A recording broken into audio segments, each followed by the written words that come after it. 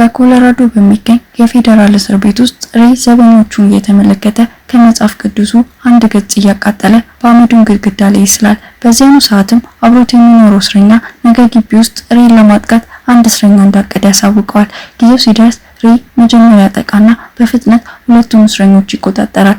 እንደ ባለሙያ እየተዋጋ ክፉኛ ያቆስላቸዋል። ዘበኞቹ ወዲያውኑ ሬን ይዘው ወደ ብቸኛ ማቆያ ይወስዱታል። እዚያም መጽሐፍ ቅዱሱን እንዲይዝ ይፈቀድለታል። ቀናት እያለፉ ሲሄዱ ሬ የዘበኞቹን ዕለት ተዕለት ተግባራት ለምሳሌ የማጭስ ረፍታቸውንና የቁልፍ ሰሌዳ መቆለፊያ አጠቃቀማቸውን ያጠናል። ሬ በተጨማሪም ከመጸዳጃ ወረቀትና ከውሃ ትንሽ ኳሶችን መስራት ይጀምራል። ይህም በመጸዳጃ ወረቀት ቱቦ ውስጥ ይደብቃቸዋል። ምሳ ሲያመጡለት ኮተት ካርቶን ውስጥ ግልጽ የሆነ ፕላስቲክ ወረቀት ያወጣል።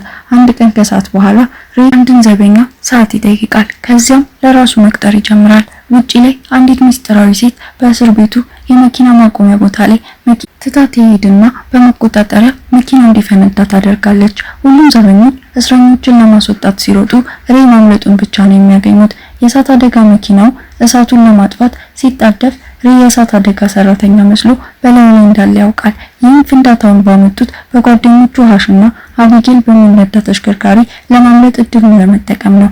ሬም በመንገድ ዳር በሚገኝ ሱቅ አጠገብ ትተውት 1 ሳንቲም ይሰጡታል። ሬም ያንን ሳንቲም ተጠቅሞ ወደ አንድ ቁጥር በመደወል ሾው ታይም የሚለውን ቃል ብቻ ይናገራል። ብዙም ሳይቆይ ሬ በፖሊሶች ተከቦ እንደገና ይታሰራል። ነገር ግን እሱ አይጨነቅም፣ ምክንያቱም የሱ ሰው ሌስተር አስቀድሞ ጉዳዩን እየተከታተለለት ነው። በኋላ ላይ እስር ቤት ውስጥ ሌስተር እሱና ሬ የሚሰሩት በመንግስት ለተቀጠረ ኩባንያ እንደሆነና እስር ቤቶች ሰብረው በመግባት የደህንነት ስርዓታቸውን ጉድለቶች ለማረጋገጥ እንደሆነ ያስረዳል። ሬ አስቀድሞ ከ14 እስር ቤቶች አምልጧል። እናም በዚህ ጊዜ እንዴት እንዳደረገ ያስረዳል። እሱ የቦታውን አቀማመጥና የዕለት ተዕለት ተግባራትን አጥንቶ ደህንነቱ ያልተጠበቀ የእሳት ጋራዥ አገኘ። ሆን ብሎ ጠላቶችን አፍርቶ ብቸኛ ማቆያ እንዲላክ አደረገ። እዚያም እስር ቤቱ በቂ ሰራተኛ እንደሌለውና ዘበኞቹ ለማጭስ ሲወጡ ብቻውን እንደሚቀር አስተዋለ። ከዚያም ለቡድኑ ደብዳቤ ጻፈ። ለማምለጥ የመረጠውን ቀን በኮድ ደበቀ። የዘበኛውን የጣት አሻራ ለማግኘት የፕላስቲክ ወረቀቱን በቁልፍ ሰሌዳው ላይ አስቀመጠ እና በመጽሐፍ ቅዱስ ውስጥ ደብቆ መለሰው። ወረቀቱ 4 ቁጥሮች ሰጠው። ስለዚህ ቅደም ተከተሉን ለመገመት የበሩን የምግብ መስጫ ቀዳዳ በትክክል እንዲዘጋ ለማድረግ የወረቀት ኳሶችን ተጠቀመ እና ዘበኞቹ በአካባቢው በሌሉበት ጊዜ እጁን አውጥቶ እስኪሰራ ድረስ ጥመቶችን ይሞክር ነበር። ዘበኞቹ ለማጭስ ውጪ በነበሩበት ጊዜ ሬ ወጣ። አለመኖሩን ለመሸፈን የደህንነት ካሜራዎችን ጥቂት ሰዓታት ወደ ኋላ ዞረ። ከዚያም አቢጌል እሳቱን ከመጀመሩ በፊት ወደ እሳት አፓርታማው ለመድረስ የአየር ማናፈሻዎችን ተጠቀመ። አሁን የበላይ ተቆጣጣሪ ተበሳጭቷል፣ ነገር ግን ሬ እንዲሄድ ፈቀደለት። ከተወሰነ ጊዜ በኋላ በሎስ አንጀለስ ሬ የሲአይኤ ተወካይ የሆነችውን ጄሲካን ከማግኘቱ በፊት ሃሽን ከአንዳንድ የኮምፒውተር ችግሮች ጋር ይረዳዋል። እሷ የስራ እድል እንዳላት ትገልጻለች። ሲአይኤ አዲስ እስር ቤት እንደፈጠረና ቦታው ለሬ ወይም ለቡድኑ ሊነገር እንደማይችል ታስረዳለች። ነገር ግን ከእስር ቤቱ ማምለጥ ከቻለ ከተለመደው 2.5 ሚሊዮን ይልቅ 5 ሚሊዮን እንዲከፍሉት ትነግረዋለች። ሬ አቢጌልንና ሃሽን ቢጠነቀቁም እንኳን ይህንን ለማድረግ ይስማማል እና ጄሲካ ለሬ የሽፋን መታወቂያ ትሰጠዋለች። ፓርቶስ የተባለ የፈንጂ አሸባሪ ይላል። በእስር ቤቱ ውስጥ የሱ ሰው የበላይ ተቆጣጣሪ ይሆናል እና ሬ የመልቀቂያ ኮድ ይሰጠዋል። ከጥቂት ቀናት በኋላ በኒው ኦርሊንስ አቢጌል እና ሃሽ አሁንም ስለዚህ እስር ቤት ስላላቸው የመረጃ እጥረት ይጨነቃሉ እና ሬን ክትትል የሚያደርግ መሳሪያ እንዲለብስ ያሳምኑታል። ይህም በእጁ ላይ በመርፌ ያስገቡለታል። ከዚያም ሬ ለመወሰድ መንገድ ላይ ሄዶ ይቆማል። ነገር ግን በድንገት በኤሌክትሪክ ተደብድቦ ወደ መኪናው ጀርባ ይጣላል። ተሽከርካሪው ሲነሳ ጭንብል የለበሱ ሰዎች የሬን ሰውነት ሲፈትሹ የክትትል መሳሪያ ያገኙበታል። ስለዚህ ወዲያውኑ ያወጡታል። የአቢጌልና ሃሽ ኮምፒውተር ወዲያውኑ የሬን ምልክት ያጣል። በተመሳሳይ ጊዜ ሬ በመርፌ እንዲተኛ ይደረጋል። ከተወሰነ ጊዜ በኋላ ሬ አሁንም በድንዛዜ ውስጥ ሆኖ ሄሊኮፕተሩ ውስጥ ይነቃል።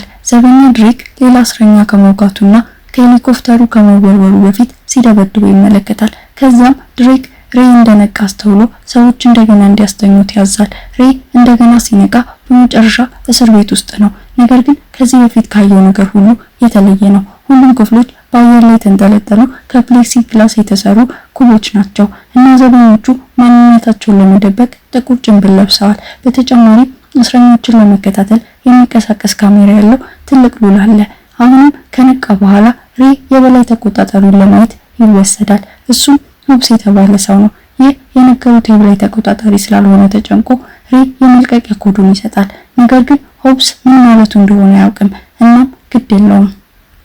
በኋላ ሁሉም ከክፍላቸው ለረፍት ሲወጡ ሬ ዘበኞቹ የሚታዘዙትን ሁሉ በጭካኔ ከመደብደብ ወደ ኋላ እንደማይሉ ይመለከታል። የእስረኞቹ ቱታዎች ልዩ ኮድ አላቸው እና በእያንዳንዱ በር ሲያልፉ ይቃኛሉ።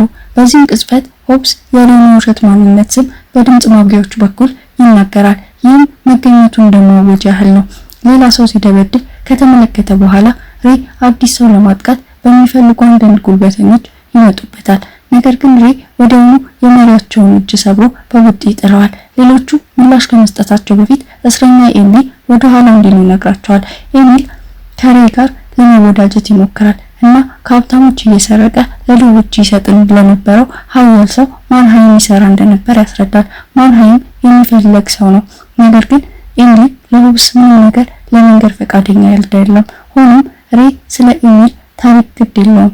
ይህ በእንዲህ እንዳለ ሆብስ ድሬክን ያንን እስረኛ ስለገደለው ይገስጸዋል። ምክንያቱም ለደንበኛ የተያዘ ስለነበር ነው።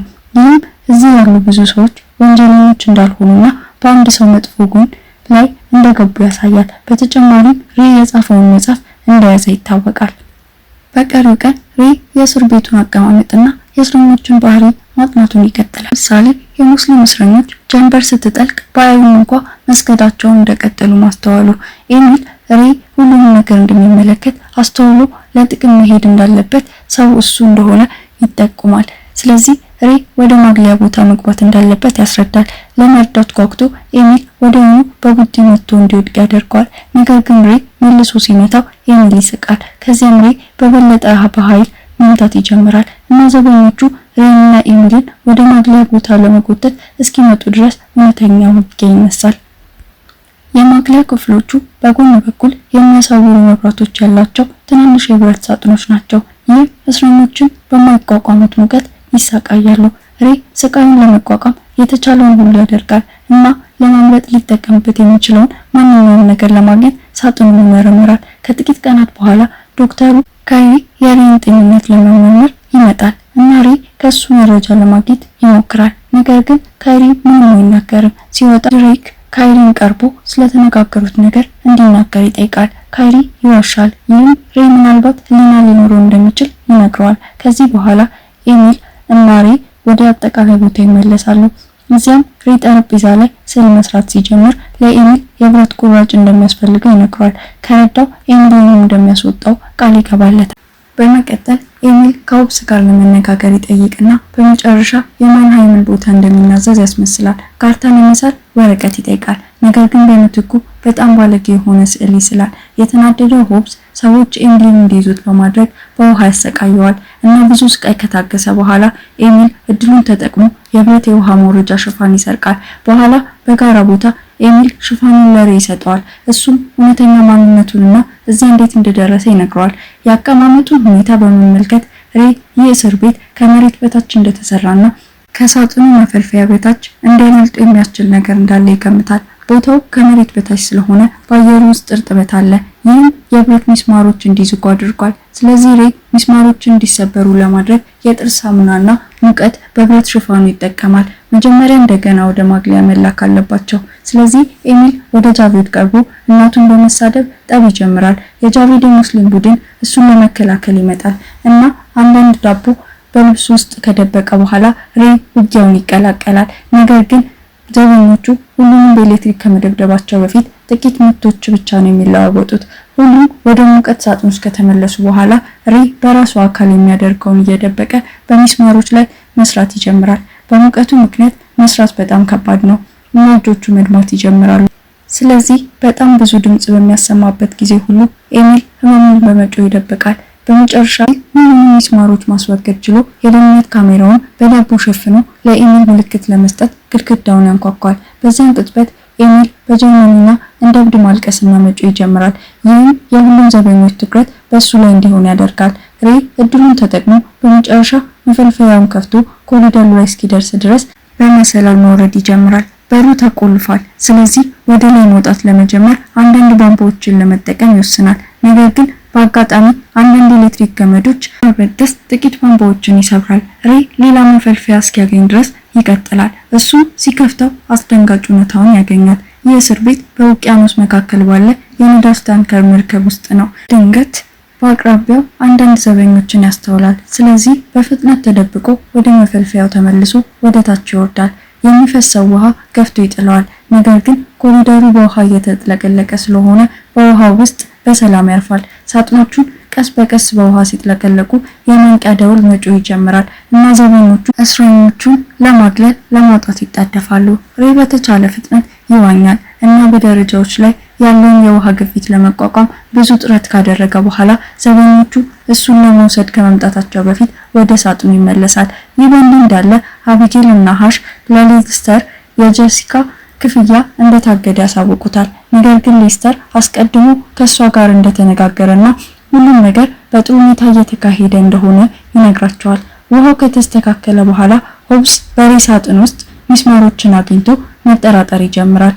ሌስተር ከሱ ጋር ሲገናኝ እንደነበር የሚገልጽ ጥሪ ያደርጋል እና ሌስተር ለሆብስ የሬይን እውነተኛ ማንነት ይነግረዋል። ሌስተር ሬይን ለዘላለም እንዲያቆዩ ይጠይቀዋል እና ከዚያም ሆብስ ስለ ማንሃይም መረጃ ይጠይቀዋል። ምክንያቱም በዓለም ዙሪያ ያሉ ባንኮች የእሱን ራስ ይፈልጋሉ። ሆብስ ኤሚል ከሬይ ጋር እየሰራ ሊሆን እንደሚችል ያስረዳዋል። ስለዚህ ሌስተር ሬይንም እንዲሰብር ፈቃድ ይሰጠዋል። በኋላ ምሽት ላይ ሬይ ለመተኛት እየሞከረ ነው። ነገር ግን አንድ ዘበኛ እንዲነቃ ለማድረግ ግድግዳውን መታ ማድረጉን ይቀጥላል እና ጠዋት ላይ እንደ ማስነሻ ይደበድበዋል። ይህ በየቀኑ መከሰት ይጀምራል እና የሬይ አካል መንቀሳቀስ እስኪያቅተው ድረስ በጣም መዳከም ይጀምራል። ኤሚል የሬይን መንፈስ ለማነሳሳት በተቻለ መጠን ብዙ ማበረታቻ ንግግሮችን ይሰጠዋል እና ሬይ በመጨረሻ ታሪኩን ያካፍላል። እሱ አቃቢ ሕግ ነበር እና አንድ ቀን እስር ቤት የላከው ወንጀለኛ ለበቀል ቤተሰቡን ለመግደል አምልጦ ነበር። ሬይ እየሰራ ያለው ስዕል የልጁ የመጨረሻ ትውስታ ነው። ከዚያም ጊዜ ጀምሮ ወንጀለኞች ዳግመኛ እንዳያመልጡ ያረጋግጣል። በሚቀጥሉት ጥቂት ቀናት ሬይ ጠቃሚ ልማዶችን ለማግኘት የዘበኞችን የዕለት ተዕለት ተግባር ያጠናል። በአካል ቅርጻቸው ለመለየት ስም መስጠት ይጀምራል። እቅድ ማውጣት ለመጀመር መጀመሪያ የት እንዳሉ ማወቅ አለበት። ነገር ግን ሲወጣ ምንም ምልክቶች አልነበሩም። አንድ ቀን በምሳ ሰዓት ኤሚል በስውር ሬይን ይዋጋዋል። እሱም ለስፌት ወደ ካሪቢዮ ይወሰዳል። ሬይ በድንገት በከፍተኛ ህመም ውስጥ እንዳለ አስመስሎ ይወድቃል። እድሉን በመጠቀም ከትሪ ላይ ጥቂት ነገሮችን ይሰርቃል። በተጨማሪም ካይሪን ስለ መሐላው ያስታውሰዋል። ነገር ግን ዶክተሩ አሁንም ጥያቄዎቹን ችላ ይላል። ሬይ ወደ ተለመደው ቦታ ሲመለስ ኤሚል እስክሪፕቶና የእስረኛ መነጽር ይሰጠዋል። እጆቹን ከጠረጴዛው በታች ደብቆ ሬይ ሴክስታንት ይገነባል። ይህም በከዋክብት ላይ ተመስርተው የት እንዳሉ ለማወቅ እንዲረዳቸው ነው። ድሬክ እና ሆብስ በደህንነት ካሜራ ላይ እንግዳ እንቅስቃሴዎችን ያስተውላሉ። ስለዚህ ሆብስ ሬይን ለማየት ይጠይቃል።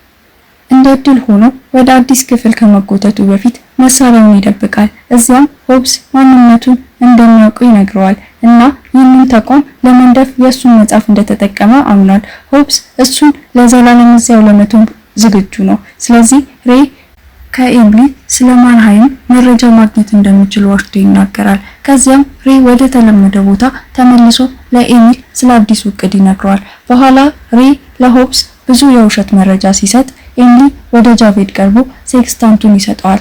ከረዷቸው ራሱንም ለማምለጥ እንደሚረዱት ቃል ይገባለታል። ከዚህ በኋላ ጃቬድ ሆብስን አግኝቶ ሌሎች ለማምለጥ እያቀዱ እንደሆነ ይነግረዋል። ስለዚህ ሆብስ እምነቱን በሚጠይቀው መሰረት በግልጽ አየር እንዲጸልይ በመፍቀድ መረጃውን ለመግዛት ይስማማል። ይህ ሁሉ የእቅዱ አካል ነው እና በዛች ሌሊት በአዲሱ ክፍሉ ውስጥ ጃቬድ የቦታቸውን መጋጠሚያዎች ለማግኘት ሴክስታንቱን ይጠቀማል። በሚቀጥለው ቀን በምሳ ሰዓት ጃቬድ ማስታወሻዎችን ለሬይ ይሰጠዋል። እሱም ሲወጣ ከተሰማው የአየር ሁኔታ በአዲስ መጤ ከተጠቀሰው ቀንና ሽንት ቤት ውስጥ ውሃው ወደታች በሚሄድበት አቅጣጫ ጋር በማጣመር በሞሮኮ የባህር ዳርቻ አቅራቢያ እንዳሉ ይደመድማል።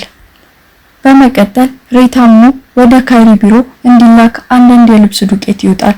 እዚያም ዶክተሩ ወደ ሆብስ ቢሮ ሄዶ በአንድ መጽሐፍ ውስጥ ባለ አንድ ገጽ ላይ ያለውን ክፍል እንዲያነብ ይነግረዋል። ከተወሰኑ ዓመታት በኋላ ካይሪ መጽሐፉን ፈትሾ የሂፖክራቲክ መሐላን ያገኛል። በሚቀጥለው ቀን ካይሪ ዘበኞቹን ሬይን ለመመርመር ወደ ቢሮ እንዲያመጡለት ይጠይቃል። ካይሪ ትክክለኛውን ገጽ እንዴት እንዳወቀ ይገረማል እና ሬ እሱ እንደጻፈው ያስረዳዋል። ይህም ማንነቱን አረጋግጦ በመጨረሻ ካይሪ እንዲረዳው ያሳምነዋል። ከዚህ በኋላ ሬ ሆብስን ማንሃይምን እንዲያገኝ የውሸት ቦታ ይሰጠዋል። ስለዚህ ሆብስ ከመገንዘቡ በፊት ለማምለጥ 24 ሰዓታት አሉ።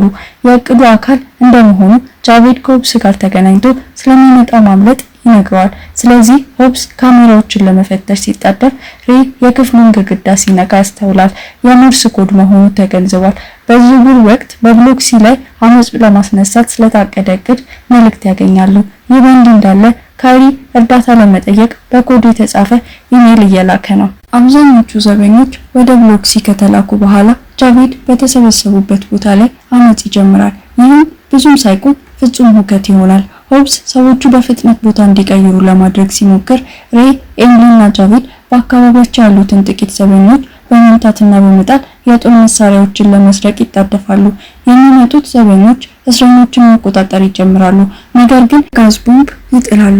ይህም ሶስቱ ሳያስተውሉ እንዲሾልኩ ያስችላቸዋል። ሬ ከአዳኞቹ ጋር ለመገናኘት 11 ደቂቃ ብቻ እንዳላቸው ያስረዳል። እነሱ በሄሊኮፕተሩ እየቀረቡ ነው። ወደ ላይ ይጣደፉና አንድ በር ተኩሰው ይከፍታሉ። ይህም ሬ የደህንነቱን ካሜራ ከማግኘቱ በፊት ነገር ግን ካሜራዎቹ የተገናኙ ስለሆነ ሬ ሁሉንም ለማሰናከል ይህኛውን ያበላሸዋል። በዚህ ቅጽበት ሆብስ የመቆለፊያ ፕሮቶኮሉን ያሰረዋል። ስለዚህ ሶስቱ ሊወጡ ሲሉ መውጫውን እንደተቆለፈ ያገኙታል።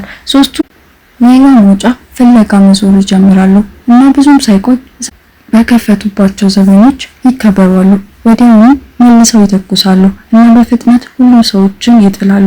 ነገር ግን ጃቬድ በሂደቱ ውስጥ ይቆስላል። ተጨማሪ ዘበኞች እየመጡ ነው። ስለዚህ ኤሚሊና ሬ ጃቬድን እየጎተቱ ከሌላ በር ጀርባ ለመደበቅ ይሮጣሉ። ሬ በእንቅስቃሴ መመርመሪያ እንደተገኙ ይገነዘባል። ስለዚህ ያበላሸዋል። የተናደደውን ሆብስ በድምጽ ማጉያ በኩል ይፈበታል። ከዚያም ሬ ኃይሉን ለማጥፋት የሞተር ክፍሉን ማግኘት እንዳለበት ይወስናል። ስለዚህ ሽጉጡን ለጃቬድ ሰጥቶ እሱና ኤሚል ደረጃዎቹን እንዲወስዱ ይነግራቸዋል። ሬ ከሄደ በኋላ ጃቬድ እንደማይሳካለት አምኗል። ስለዚህ የኤሚልን ሽጉጥ ወስዶ ያለሱ እንዲቀጥል ይጠይቀዋል።